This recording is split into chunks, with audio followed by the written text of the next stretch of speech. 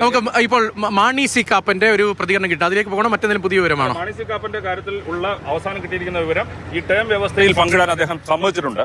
Term വ്യവസ്ഥയിൽ Mani C Kappan 2ാം ടേമിൽ മന്ത്രിയാകും. അദ്ദേഹം സമ്മതിച്ചു. ആദ്യം അനൂപ് സമ്മതിച്ചോ? അതെ, അനൂപ് ജേക്കബ് ആദ്യ ടേമിൽ മന്ത്രിയാകുന്നു, 2ാം ടേമിൽ മാണി സി കാപ്പൻ. അതോടെ ആ പ്രശ്നവും പരിഹരിച്ചു. ഇനി ആർ എസ് പി നാളെ സത്യപ്രതിജ്ഞ ചെയ്യും. പക്ഷേ RSPയുടെ വകുപ്പ് സംബന്ധിച്ചുള്ള കാര്യത്തിൽ മാത്രമാണ് മാണി സി കാപ്പന്റെ പ്രതികരണം. വേഗത്തിൽ മാണി സി കാപ്പൻ എന്ത് പറഞ്ഞു ഈ ചർച്ചകൾക്ക് ശേഷം? Any discussion happened? So discussion happened. Everything is positive. so Just we are going. So you're going to Rajbhavan? No, I'm not going. You're going to KPCC right now? No, I know.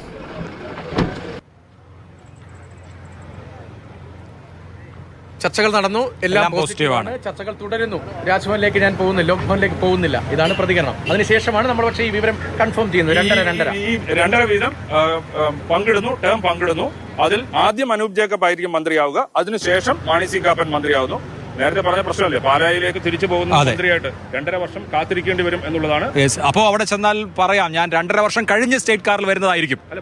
ഈ ഒരു കാര്യത്തിൽ ഇതിനു മുമ്പ് ആന്റണി രാജു ഈ term പങ്കിടുന്നതിന്റെ കാര്യത്തിൽ Antony രാജുവിന് confusion ആയിരുന്നു, ആദ്യത്തേത് എടുക്കണോ രണ്ടാമത്തേത് എടുക്കണോ എന്നുള്ള കാര്യം. അപ്പോൾ അദ്ദേഹത്തിന് ഒരു ലോജിക് ഉണ്ടായിരുന്നു, രണ്ടാമത്തേതാണ് എടുക്കുന്നതെങ്കിൽ ആദ്യം 2.5 വർഷം ഇനി മന്ത്രിയാകാൻ പോകുന്ന ആള് എന്നുള്ള രീതിയിലുള്ള പരിഗണന കിട്ടും എന്നുള്ളതായിരുന്നു അദ്ദേഹം കരുതിയത്. പക്ഷേ രാഷ്ട്രീയത്തിൽ എന്ത് വേണമെങ്കിലും സംഭവിക്കാം 2.5 വർഷം കഴിയുമ്പോൾ. അതുകൊണ്ട് അദ്ദേഹം ആദ്യ ടൈം തന്നെ എടുക്കാൻ പിന്നീട് തീരുമാനിച്ചു. LDF അറേഞ്ച്മെന്റ് കൃത്യമായി നടന്നു. അഹമ്മദ് ദേവർകോവിലും ആന്റണി രാജുവും കൃത്യമായി മാറി. അത് LDF അത് കൃത്യമായിട്ട് ധാരണ ഉണ്ടാക്കിയിരുന്നു, അങ്ങനെയാണ് മാറിയത്. ഇപ്പോ VD സതീശൻ നിയുക്ത മുഖ്യമന്ത്രി കൊണ്ടുപോയിരിക്കുന്ന ലിസ്റ്റ് അനുസരിച്ചാണെങ്കിൽ 12 കോൺഗ്രസ് മന്ത്രിമാർ, അപ്പം മൊത്തം മന്ത്രിമാരുടെ ലിസ്റ്റ് ഉണ്ട്. അതിൽ തന്നെ കോൺഗ്രസ് മന്ത്രിമാർ 12 പേര്: VD Satheesan, Ramesh Chennithala, Sunny Joseph, K Muraleedharan, Vishnunath, AP Anilkumar, Bindu Krishna, KA തുളസി. ഇതിൽ ഒരു കാര്യമുണ്ട്, KA തുളസി ആദ്യം വരണോ അതോ IC ബാലകൃഷ്ണൻ ആദ്യം വരണോ എന്നുള്ള കാര്യത്തിൽ ഒരു പക്ഷേ ഒരു ആശയക്കുഴപ്പം നിലനിൽക്കുന്നുണ്ട്.